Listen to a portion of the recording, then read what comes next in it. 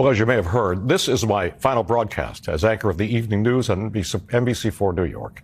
First and foremost, I am profoundly grateful for your trust. Without that, I would not have survived for more than half a century in this job and been allowed to occupy this front row seat to history of our fascinating metropolis and the world beyond for so long. 4 months after I arrived in 1974, President Nixon, who won a landslide election just 2 years earlier, resigned. The first presidential resignation in the nation's history. In 1975, New York City plunged into effective bankruptcy, and the Vietnam War came to a chaotic end. The pace of breaking news has been relentless ever since. We've been through blackouts together, riots, crime waves, hurricanes, blizzards, economic crises, corruption, public and private, 9/11, wars, and a pandemic. But just as important were the stories of human achievement in the arts and sciences, of forgiveness, kindness, recovery, and resilience. If there is one overarching lesson I've learned, it is that.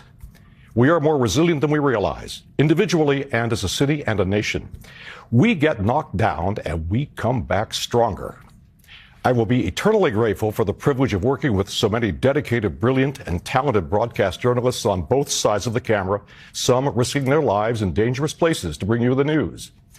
In this age of algorithms and cable channels herding the citizenry into like-minded silos, of AI and social media fictions suffocating truth, it has never been more important to do what they do so well, hew to the basic principles of accuracy, objectivity, and fairness.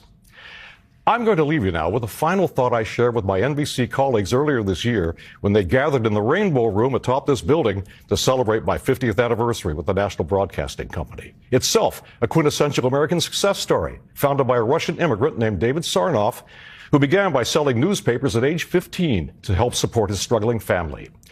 I urged my colleagues to do something I still do, to reestablish perspective, appreciation, a sense of mission. That message was aimed at our work here, the grinding challenges of daily news gathering. But it just as easily applies to our city and to our country and to all of us, all of you.